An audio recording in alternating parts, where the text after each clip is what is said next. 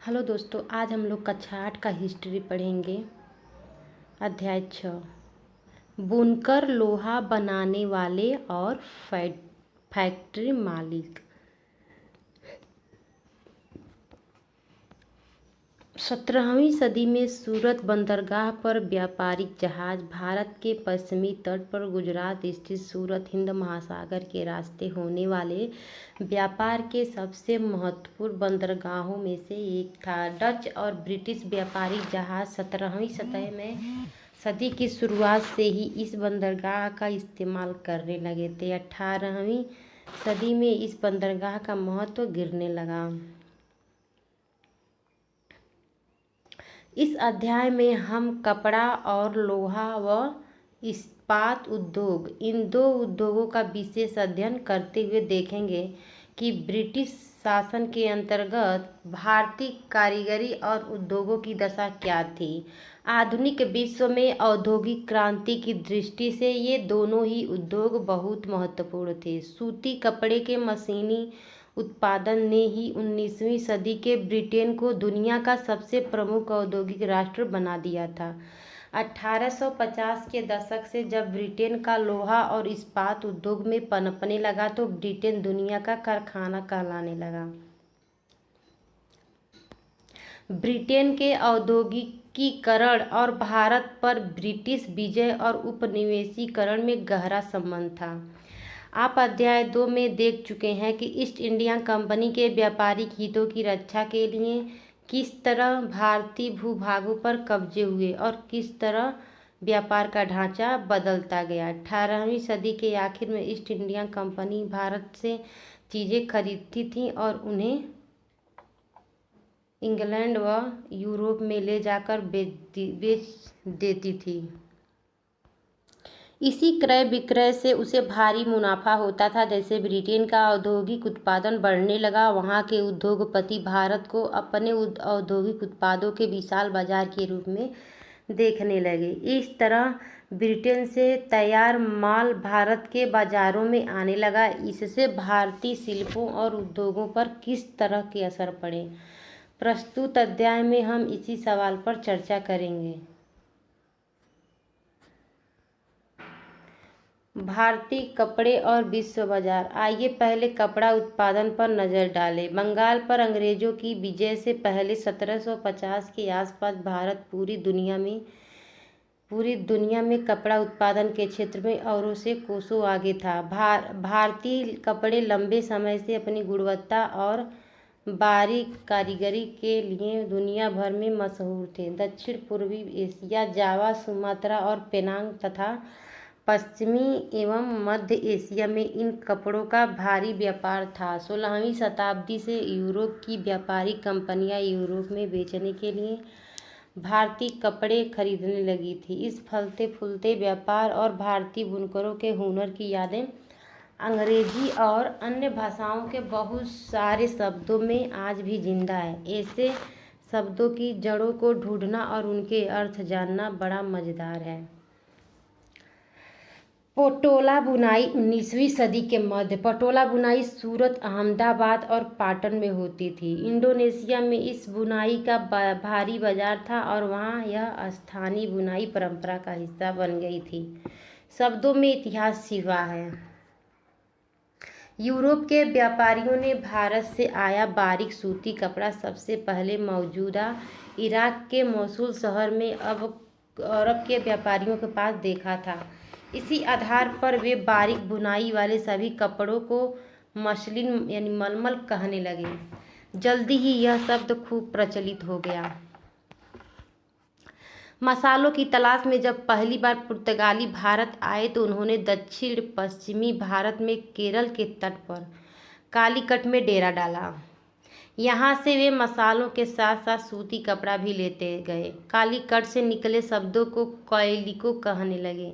बाद में हर तरह के सूती कपड़े को कैलिको ही कहा जाने लगा। ऐसे बहुत सारे शब्द हैं जो पश्चिमी बाजारों में भारतीय कपड़ों की लोकप्रियता की कहानी कहते हैं। चित्र 3 में आप एक ऑर्डर बुक का पन्ना देख सकते हैं जिसे 1730 में ब्रिटिश ईस्ट इंडिया कंपनी ने कलकत्ता स्थित अपने नुमाइंदों के पास भेजा था। बही के मुताबिक उस साल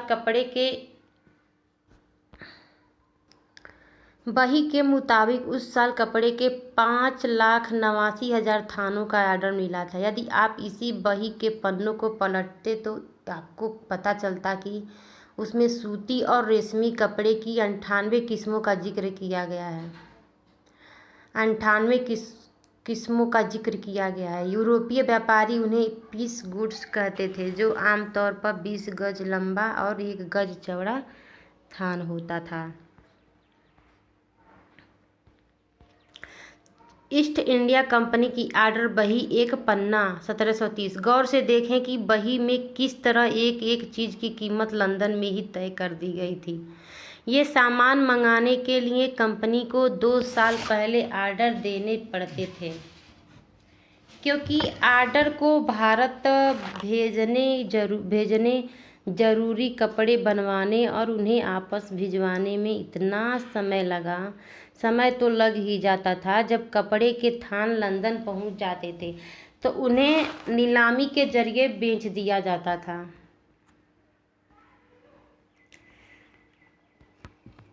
आइए अब इसी बही में दी गई विभिन्न किस्मों के नाम को देखें। थोक में जिन कपड़ों का ऑर्डर दिया गया था उनमें छापेदार सूती कपड़े भी शामिल थे। उन्हें ये व्यापारी सिंट्स, कोसा या खस्सा और बंडाना कहते थे। क्या आप जानते हैं कि अंग्रेजी का सिंट्स शब्द कहाँ से आया है? जी हाँ, यह हिंदी के छीट शब्द से निकला है। हमारे यहाँ छीट रंगीन फूल पत्तियों वाले छोटे छापे के कपड़ों को कहा जाता है। 1680 के दशक तक इंग्लैंड और यूरोप में छापेदार भारतीय सूती कपड़े की जबरदस्त मांग पैदा हो चुकी थी। आकर्षक फूल पत्तियां, बारीक रेशे और सस्ती कीमत की वजह से भारतीय कपड़े का एक अलग ही रुतबा था। इंग्लैंड के रईस ही नहीं बल्कि खुद महारानी भी भारतीय कपड़ों से बने परिधान पहनती थीं।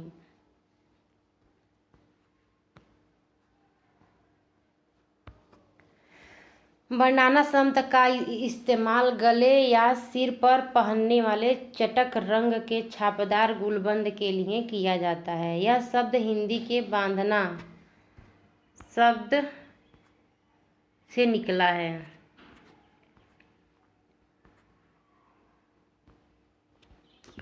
जामदानी बुनाई 20वीं सदी की शुरुआत में। जामदानी एक तरह का बारीक मलमल होता है जिस पर करघे में सजावटी चिन्ह बुने जाते हैं। इनका रंग प्रायः सलेटी और सफ़ेद होता है। आमतौर पर सूती और सोने के धागों का इस्तेमाल किया जाता था, जो कि इस चित्र में दिखाई दे रहा है। बंगाल में इसी ढाका और संयुक्त प्रांत वर्तमान उत्तर प्रदेश स्थित लखनऊ जामदानी बुनाई के सबसे महत्वपूर्ण केंद्र था।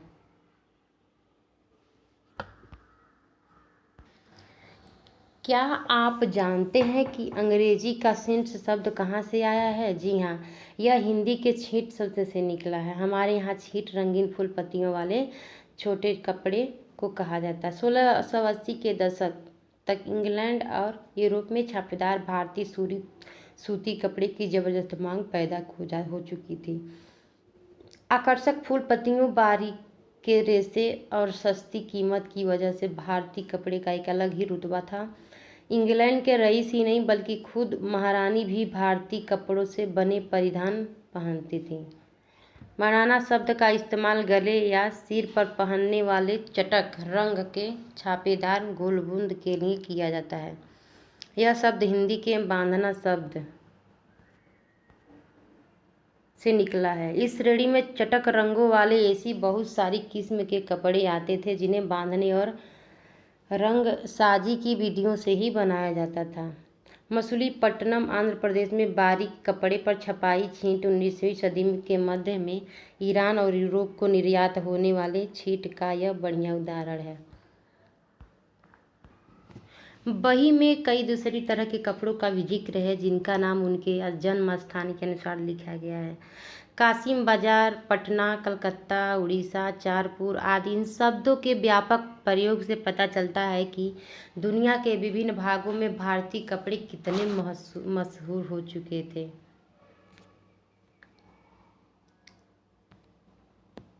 बंडाना डिजाइन 20वीं शताब्दी के प्रारंभ में कपड़े के मध्य से गुजरती लकीर को देखें। आप जानते हैं यह क्यों है? दरअसल इस ओढ़नी में 2 बांध कर रंगे गए रेशमी कपड़े के टुकड़ों को सोने की कढ़ाई के जरिए एक दूसरे में सी दिया गया है। बंडाना शैली के कपड़े अधिकांशतः राजस्थान और गुजरात में बनाए जाते थे।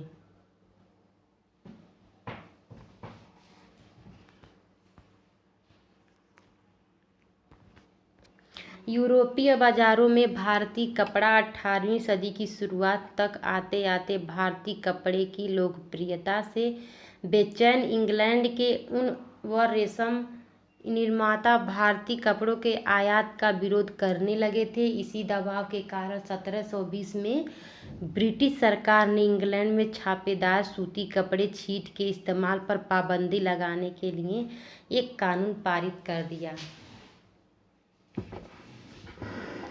संयोगवश इस कानून को भी कैलिको अधिनियम भी ही कहा जाता था। उस समय इंग्लैंड में नए नए कपड़ा कारखाने खुल रहे थे। भारतीय कपड़ों के सामने लाचार अंग्रेज कपड़ा उत्पादक अपने देश में भारतीय कपड़ों के प्रवेश पर पूरी पाबंदी चाहते थे ताकि पूरे इंग्लैंड में केवल उन्हीं का कपड़ा बिके। इस क्रम में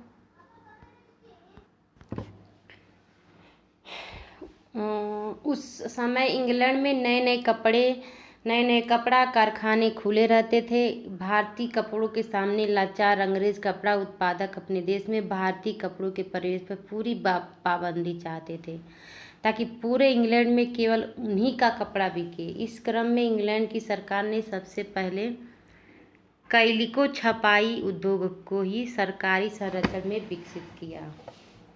अब सफ़ेद मलमल या बिना मांड वाले कोरे भारतीय कपड़े पर इंग्लैंड में ही भारतीय डिजाइन छापे जाने लगे। भारतीय कपड़ों के साथ इस होड़ की वजह से इंग्लैंड में तकनीकी सुधारों की ज़रूरत दिखाई देने लगी थी। 1764 में जॉन के ने स्पिनिंग जेनी का आविष्कार किया जिसने परंपरागत तकलियों की उत्पादक काफ़ी बढ़ गई। 1786 में रिचर्ड आर्कराइट ने वास्प इंजन का आविष्कार किया जिसने सूती कपड़े की बुनाई को क्रांतिकारी रूप से बदल दिया। बहुत सारा कपड़ा बेहद कम कीमत पर तैयार किया जा सकता था। इसके बावजूद दुनिया के बाज़ारों पर भारतीय कपड़े का दबदबा 18वीं सदी के आखिर तक बना रहा। डच, फ्रेंच, ब्रिटिश और अन्य यूरोपीय व्यापारिक कंपनियों ने इस व्यापार से बेहिसाब मुनाफा कमाया। ये कंपनियां भारत आकर चांदी के बदले सूती और रेशमी कपड़े खरीदती थी। परंतु जैसा कि आप जानते हैं, जब इंग्लिश ईस्ट इंडिया कंपनी को बंगाल की राजनीतिक सत्ता मिल गई तो उसे भारतीय चीज़ें खरीदने के लिए चांदी मंगाने की जरूरत नहीं रही। इसके बाद तो ईस्ट इंडिया कंपनी भारत में ही किसानों और जमींदारों से राजस्व इकट्ठा करके उस पैसे से कपड़ा खरीदने लगी।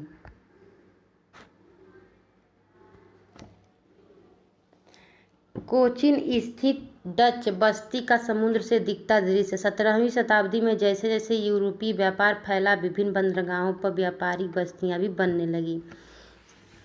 कोचीन में डच बस्तियां 17वीं शताब्दी में विकसित हुई। बस्ती के चारों तरफ स्थित किलेबंदी को देखिए। 18वीं सदी के आखिर में बुनाई के मुख्य केंद्र कहाँ कहाँ थे?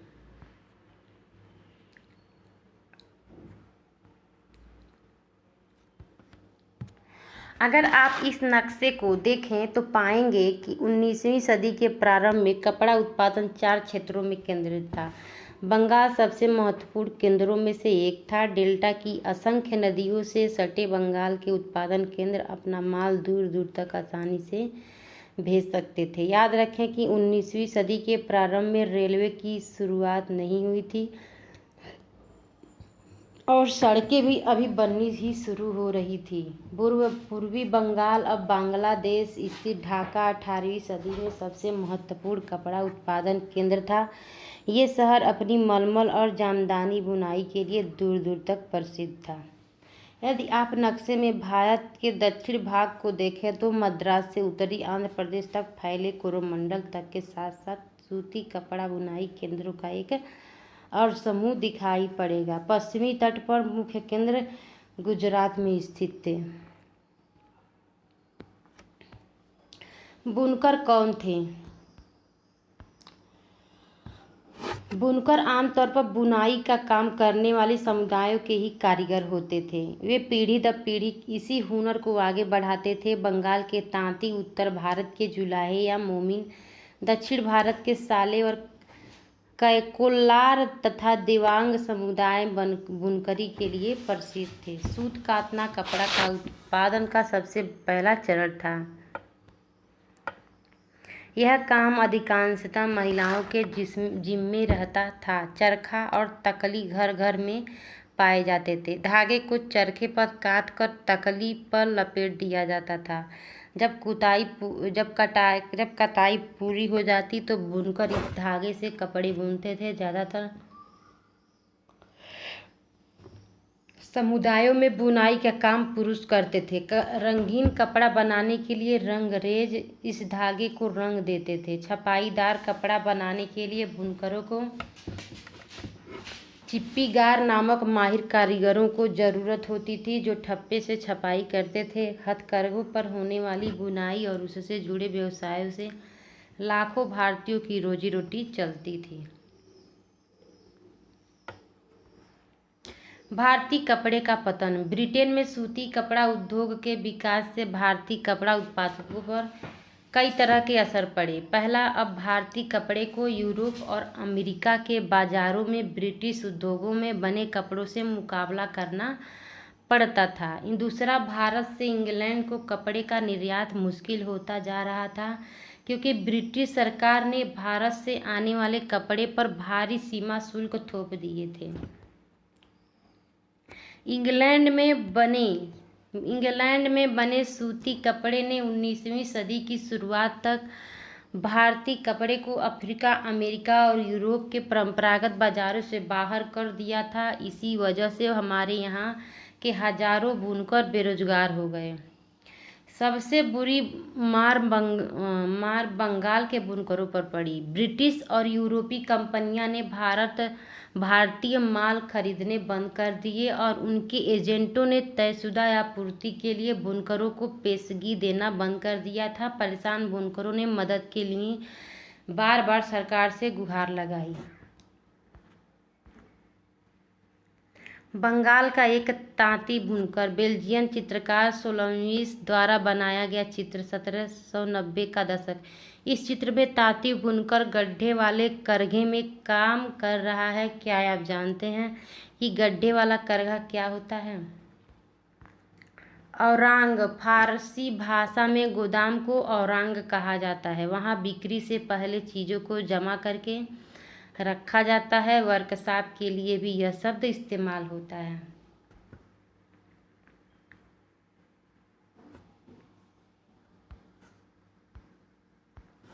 हम भूखों मर जाएंगे। 1823 में भारत की कंपनी सरकार को 12,000 बुनकरों की तरफ से एक पत्र मिला, जिसमें कहा गया था हमारे पुरखे और हम लोगों को कंपनी से पेशगी मिलती थी, जिससे हम कंपनी के लिए बढ़िया कपड़े बुनकर अपने अपने परिवारों का पेट पालते थे। हमारी बदनसीबी है कि हम अब औरांग खत्म कर दिए हैं, जिसकी वजह से हम लोगों और हमारे परिवारों के पास आजीविका के साधन नहीं बचे हैं। हम बुनकर हैं और कोई दूसरा कारोबार नहीं जानते। अगर बोर्ड ऑफ ट्रेड, व्यापार बोर्ड हम पर कृपा नहीं करता और हमें कपड़ों के ऑर्डर नहीं देता तो हम भूखों मर जाएंगे।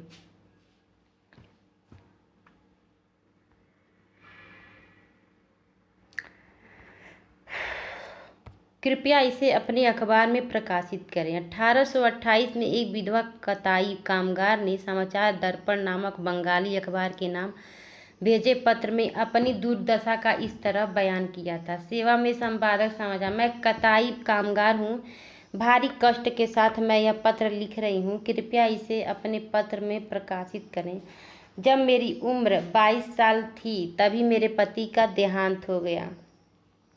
मेरी 3 बेटियां थीं। जब मेरे पति का देहांत हुआ हमारे पास कुछ भी नहीं बचा। उनके श्राद्ध के लिए मुझे अपने गहने बेचने पड़े। जब हम भूखों मरने की हालत में पहुंच गए तो भगवान ने मुझे जिंदा रहने का एक रास्ता दिखाया। मैं तकली और चरखे पर सूत काटने लगी।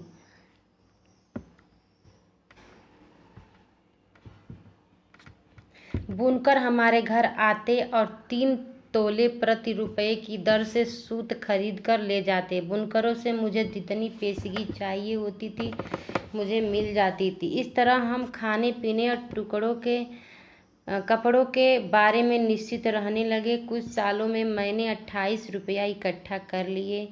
इस पैसे से मैंने अपनी एक बेटी का ब्याह किया। इसी तरह मेरी 3 बेटियां अपने घर चली गईं।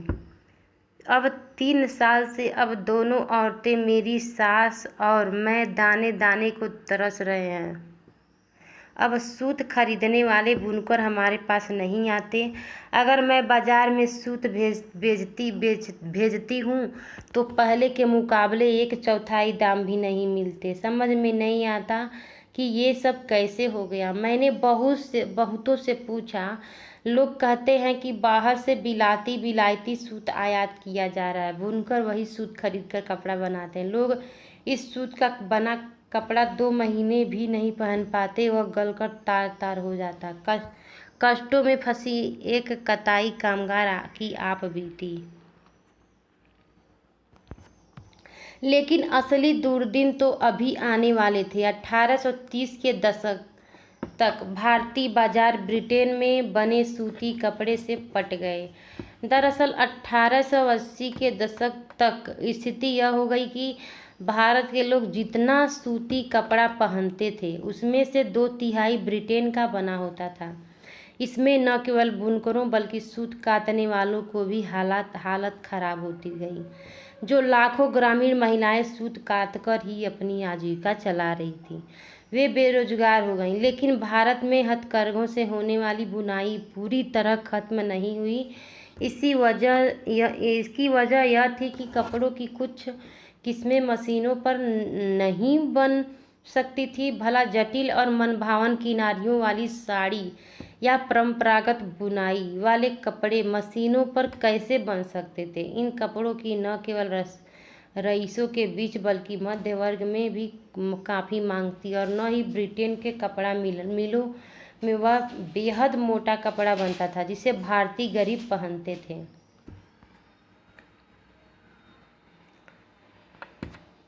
आपने पश्चिमी भारत में स्थित सोलापुर और दक्षिण भारत में स्थित मदुरा का जिक्र जरूर सुना होगा। ये शहर 19वीं सदी के आखिर में बुनकरी के नए महत्वपूर्ण केंद्र बनकर सामने आए। बाद में राष्ट्रीय आंदोलन के दौरान महात्मा गांधी ने भी लोगों से आह्वान किया कि वे आयातित कपड़े का बहिष्कार करें और हाथ से कते सूत और हाथ से बने कपड़े ही पहने।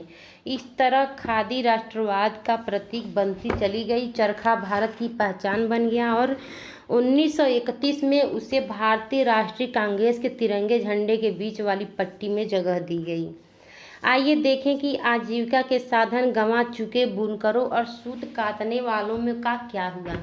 उनमें से बहुत सारे तो खेतिहर मजदूर बन गए, कुछ काम की तलाश में शहरों की तरफ चले गए और बहुत से देश से बाहर अफ्रीका और दक्षिणी अमेरिका के बागानों में काम करने के लिए चले गए। इनमें से कुछ हथकरघा बुनकरों को बम्बई, अहमदाबाद, सोलापुर, नागपुर और कानपुर में खुले नए कपड़ा कारखानों में नौकरी भी मिल गई।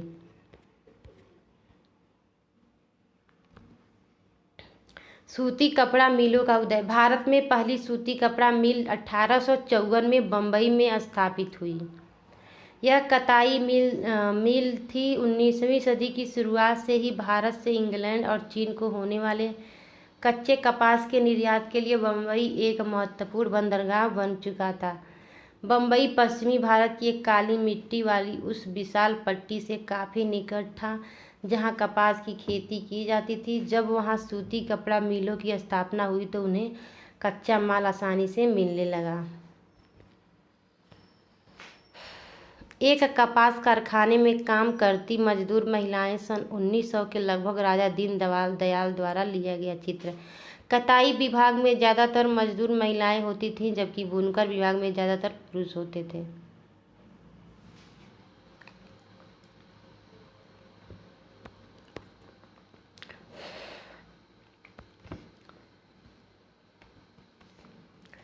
प्रगलन चट्टान या मिट्टी को बहुत ऊंचे तापमान पर गर्म करके धातु तैयार करने या धातु की बनी चीज़ों को पिघलाने की प्रक्रिया जिसमें कोई नई चीज़ बनाई जा सके।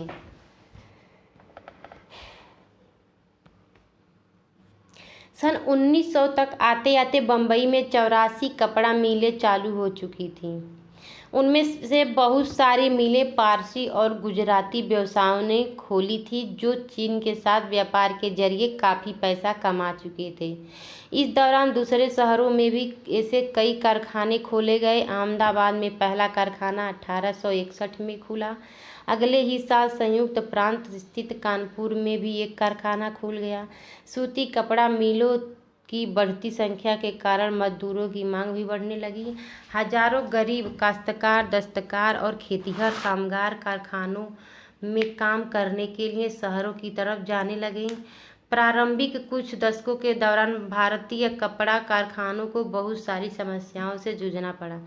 सबसे पहली समस्या तो यही थी कि इस उद्योग को ब्रिटेन से आए सस्ते कपड़ों का मुकाबला करना पड़ता था। ज़्यादातर देशों में सरकारें आयातित वस्तुओं पर सीमा शुल्क लगाकर अपने देश में औद्योगिकरण को बढ़ावा देती थी। इससे प्रतिस्पर्धा खत्म हो जाती थी और संबंधित देश के नवजात उद्योगों को संरक्षण मिलता था। परंतु औपनिवेशिक भारतीय सरकार ने स्थानीय उद्योगों को आमतौर पर इस तरह की सुरक्षा नहीं दी।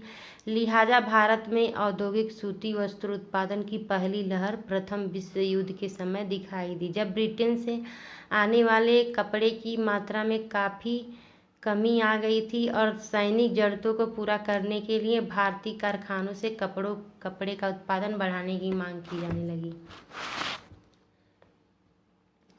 टीपू सुल्तान की तलवार और बूट स्टील। भारतीय इस्पात और लौह धातु कला की कहानी हम टीपू सुल्तान के एक मशहूर किस्से से शुरू करते हैं। ये टीपू सुल्तान हैं जिन्होंने 1799 तक मैसूर पर शासन किया और अंग्रेज़ों से 4 लड़ाइयाँ लड़ीं और हाथ में तलवार लिए लड़ते लड़ते मारे गए थे। टीपू की विश्वविख्यात तलवारें आज इंग्लैंड के संग्रहालयों की बहुमूल्य संपत्ति है। लेकिन क्या आप जानते हैं कि टीपू की तलवार इतनी खास क्यों थी? दरअसल इस तलवार की धार इतनी सख्त और पैनी थी कि वह दुश्मन के लौह कवच को भी आसानी से चीर सकती थी। इस तलवार में यह गुण कार्बन की अधिक मात्रा वाली वुड नामक स्टील से भी पैदा हुआ था जो पूरे दक्षिण भारत में बनाया जाता था। इस बूट्स स्टील की तलवारें बहुत पैनी और लहरदार होती थी। इनकी यह बनावट लोहे में गड़े कार्बन के बेहद सूक्ष्म कणों से पैदा होती थी। टीपू सुल्तान की मृत्यु के बाद 1 साल बाद 1800 में मैसूर की यात्रा करने वाले फ्रांसिस बुकानन ने इस बात का ब्यौरा दिया है कि मैसूर की सैकड़ों प्रगलन भट्टियों में बूट्स स्टील किस तरह बनाया जाता था। इन भट्टियों में लोहे को काठ कोयले के साथ मिलाकर मिट्टी की छोटी छोटी हड्डियों में रख दिया जाता था। तापमान के जटिल उतार चढ़ावों को नियंत्रित करते हुए प्रगालक इस्पात की सिल्लियाँ तैयार कर लेते थे।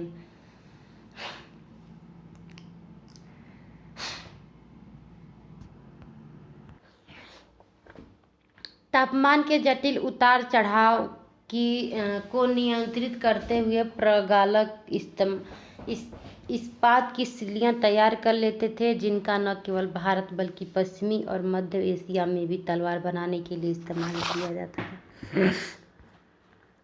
बूट्स असल में कन्नड़ शब्द उक्कू, तेलुगु शब्द हुक्कू और तमिल व मलयालम शब्द उरुक्कू यानी स्टील का ही बिगड़ा हुआ अंग्रेजी रूप है।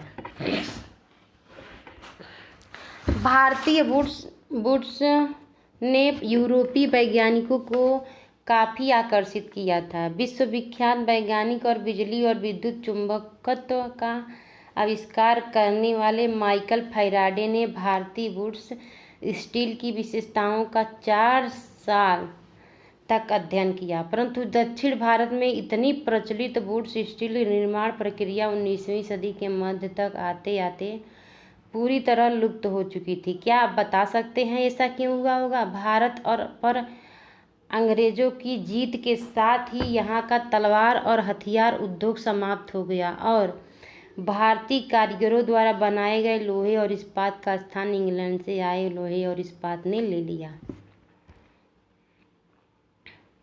नवाबों और राजाओं की हार से लौह एवं इस्पात उद्योग कैसे प्रभावित होता था? गांव की उजड़ी भट्टियां। बूट्स स्टील उत्पादन के लिए लोहे के परिशोधन की बेहद परिष्कृत तकनीक जरूरी थी, परंतु भारत में 19वीं सदी के अंत तक लोहे का प्रगलन एक सामान्य गतिविधि थी। खासतौर से बिहार और मध्य भारत के हर एक जिले में ऐसे प्रगल्भ कारीगर थे जो लोहा बनाने के लिए लौह अयस्क के स्थानीय भंडारों का इस्तेमाल करते थे। इसीलिए लोहे से कारखानों में दैनिक इस्तेमाल के औजार और साधन बनाए जाते थे। ज़्यादातर भट्टियां मिट्टी और धूप में सुखाई गई ईंटों से बनी होती थी। प्रगलन का काम पुरुष करते थे, जबकि महिलाएं धौकनी चलाती थीं। वे कोयले को लगातार दहकाने के लिए हवा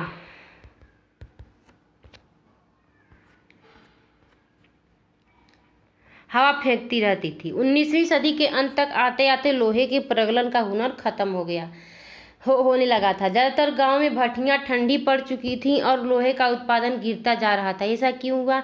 इसकी वजह तो नए वन कानून ही थे, जिनके बारे में आप अध्याय 4 में पढ़ चुके हैं। जब औपनिवेशिक सरकार ने आरक्षित वनों में लोगों के प्रवेश पर पाबंदी लगा दी, तो लोहा बनाने वालों को कोयले के लिए भला लकड़ी कहाँ से मिलती और लौह अयस्क भी वे कहाँ से ला सकते थे? वन कानूनों को नज़रअंदाज करते हुए अक्सर चोरी छिपे जंगलों में जाकर लकड़ी इकट्ठा कर लाते थे, परंतु लंबे समय तक केवल इसी तरह अपना कारोबार जारी नहीं रख सकते थे। लिहाजा बहुत सारे कारीगरों ने यह पेशा छोड़ दिया और वे आजीविका के दूसरे साधन ढूंढने लगे। कुछ क्षेत्रों में सरकार ने जंगलों में आवाजाही की अनुमति दे दी थी, लेकिन प्रगल्भों को अपनी प्रत्येक भट्टी के लिए वन विभाग को बहुत भारी कर चुकाने पड़ते थे, जिससे उनकी आय गिर जाती थी। 19वीं सदी के आखिर तक ब्रिटेन से लोहे और इस्पात का आयात भी होने लगा था। भारतीय लुहार भी घरेलू बर्तन और औजार बनाने के लिए आयातित लोहे का इस्तेमाल करने लगे थे। इसकी वजह से स्थानीय प्रगल्भों द्वारा बनाए जा रहे लोहे की मांग कम होने लगी। 20वीं सदी की शुरुआत तक लोहा और इस्पात बनाने वाले कारीगरों के सामने एक नई चुनौती आ खड़ी हुई। भारत में लोहा व इस्पात कारखानों का उदय। साल 1904 की बात है। अप्रैल के महीने में अमेरिकी भूवैज्ञानिक चार्ल्स वेड और जमशेदजी टाटा के सबसे बड़े बेटे दोराबजी टाटा छत्तीसगढ़ में लौह अयस्क भंडारों को खोजबीन करते घूम रहे थे। वे भारत में एक आधुनिक लौह एवं इस्पात संयंत्र लगाने के लिए अच्छे लौह अयस्क भंडार की तलाश में कई महीने और काफ़ी सारा पैसा खर्च कर चुके थे। जमशेदजी टाटा भारत में बड़ा लौह एवं इस्पात कारखाना लगाने के लिए अपनी संपत्ति का बड़ा भाग खर्च करने को तैयार थे, लेकिन इसके लिए बड़ी शर्त यह थी कि उम्दा लौह अयस्क भंडारों का पता लगा लिया जाए। एक दिन कई घंटे तक जंगल की खाक छानने के बाद वेल्ड और दोराबजी एक छोटे से गांव में जा पहुंचे। वहां उन्होंने देखा कि कुछ स्त्री पुरुष टोकरियों में भरकर लौह अयस्क ले जा रहे हैं। ये अगरिया समुदाय के लोग थे। जब उनसे पूछा गया कि वे अयस्क कहाँ से लाए हैं, तो उन्होंने दूर स्थित एक पहाड़ी की तरफ उंगली उठा दी। वेल्ड और दोराबजी घने जंगलों से होते हुए काफ़ी देर बाद थक कर उस पहाड़ी पर जा पहुँचे। पहाड़ी का अध्ययन करने के बाद वेल्ड ने बताया कि उन्हें जिस चीज़ की तलाश थी वह मिल चुकी है। रजौरा पहाड़ियाँ दुनिया के सबसे बेहतरीन अयस्क भंडारों में से एक थी, लेकिन यहाँ एक परेशानी थी। यह सूखा इलाका था और कारखाना चलाने के लिए आसपास कहीं पानी नहीं था, लिहाजा कारखाना लगाने के लिए सही जगह के बारे में टाटा की तलाश जारी थी। अगरिया समुदाय के लोग ने ही लौह अयस्क का एक और स्रोत ढूंढने में मदद दी, जहाँ से बाद में भिलाई स्टील संयंत्र को अयस्क की आपूर्ति की गई। कुछ साल बाद सुवर्णरेखा नदी के तट पर बहुत सारा जंगल साफ करके फैक्ट्री और एक औद्योगिक शहर बसाने के लिए जगह बनाई गई। इस शहर को जमशेदपुर का नाम दिया गया। इस स्थान पर लौह अयस्क भंडारों के निकट ही पानी उपलब्ध था। यहाँ Tata iron and steel company TISCO की स्थापना हुई, जिसमें 1912 में से स्टील का उत्पादन होने लगा। टिस्को की स्थापना बहुत सही समय पर हुई थी। 19वीं सदी में भारत आमतौर पर ब्रिटेन में बने स्टील का आयात कर रहा था। भारत में रेलवे के विस्तार की वजह से ब्रिटेन में बनी पटरियों की यहाँ भारी मांग थी। काफ़ी समय तक भारतीय रेलवे से जुड़े अंग्रेज विशेषज्ञ यह मानने की तैयार नहीं थे कि भारत में भी श्रेष्ठ इस्पात का निर्माण संभव है। जब तक टिस्को की स्थापना हुई, हालात बदलने लगे थे। 1914 में पहला विश्व युद्ध शुरू हुआ। ब्रिटेन में बनने वाले इस्पात को यूरोप में युद्ध संबंधी आवश्यकताओं को पूरा करने के लिए झोंक दिया गया। इस तरह भारत आने वाले ब्रिटिश स्टील की मात्रा में भारी गिरावट आई और रेल के पटरियों के लिए भारतीय रेलवे टिस्को पर आश्रित हो गया। जब युद्ध लंबा खींच गया तो टिस्को को युद्ध के लिए गोलों के खोल और रेलगाड़ियों के लिए पहिए बनाने का काम भी सौंप दिया गया। 1919 तक स्थिति यह हो गई कि टिस्को में बनने वाले 19% इस्पात को औपनिवेशिक सरकार ही खरीद लेती थी। जैसे जैसे समय बीता, टिस्को समूचे ब्रिटिश साम्राज्य में इस्पात का सबसे बड़ा कारखाना बन चुका था। सूती कपड़े की तरह लोहे एवं इस्पात के मामले में भी औद्योगिक विस्तार तभी शुरू हुआ जब भारत में ब्रिटिश आयात गिरने लगा और भारत औद्योगिक वस्तुओं की मांग में इजाफा हुआ। ये बदलाव पहले विश्व युद्ध के दौरान और उसके बाद सामने आए। जैसे जैसे राष्ट्रीय आंदोलन विकसित हुआ, औद्योगिक वर्ग ताकतवर होता गया और सरकारी संरक्षण की मांग बुलंद होती गई। भारत पर अपना नियंत्रण बनाए रखने के लिए संघर्षरत ब्रिटिश सरकार को औपनिवेशिक शासन के लिए आखिरी दशकों में इन्हें बहुत सारी मांगें माननी पड़ी।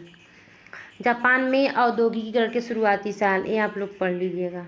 वीडियो बहुत बड़ा हो गया, थोड़ा देख लेते हैं। यूरोप में किस तरह के कपड़ों की भारी मांग थी? तो मसलिन, मलमल, कैलिको, सूती कपड़ा, सिन्स, छीट, जामदानी।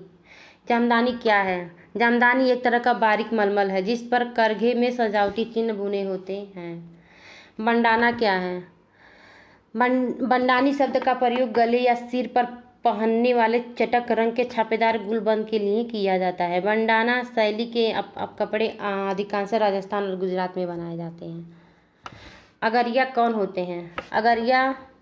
अगरिया लोहा बनाने वाले लोगों का एक समुदाय था जो मध्य भारत के गांव में रहते थे तथा लोहा गलाने की कला में निपुण थे।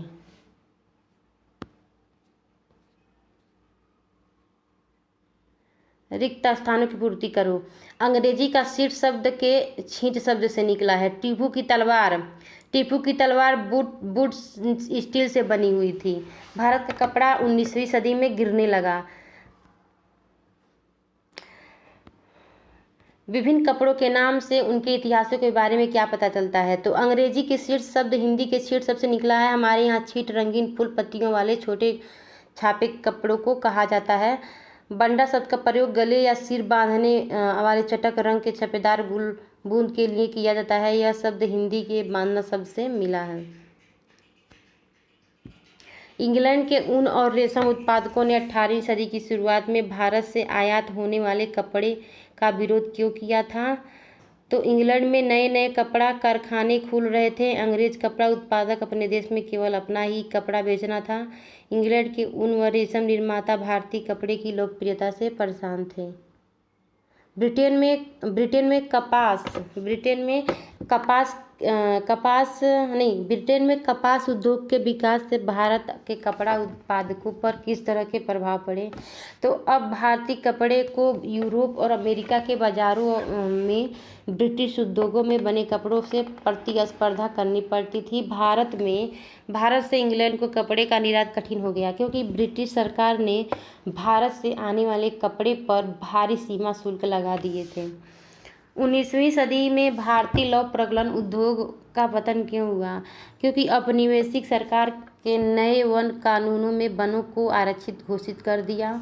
वनों में लोगों के प्रवेश पर पाबंदी लगाने के कारण लौह प्रगलकों के लिए कोयला बनाने के लिए लकड़ी मिलना बंद हो गई। 19वीं सदी के अंत तक ब्रिटेन से लोहे और इस्पात का आयात होने लगा, जिसके कारण स्थानीय प्रगलकों द्वारा बनाए जा रहे लोहे की मांग कम होने लगी। भारतीय वस्त्रों उद्योग को अपने शुरुआती सालों में किन्हीं समस्याओं से जूझना पड़ा। इस उद्योग को ब्रिटेन से आए सस्ते कपड़ों का मुकाबला करना पड़ा। अधिकतर देशों में सरकार ने आयातित वस्तुओं पर सीमा शुल्क लगाकर अपने उद्योगों को प्रतिस्पर्धा से बची रहती थी, परंतु भारत में औपनिवेशिक सरकार ने भारतीय स्थानीय उद्योगों को ऐसी सुरक्षा नहीं दी।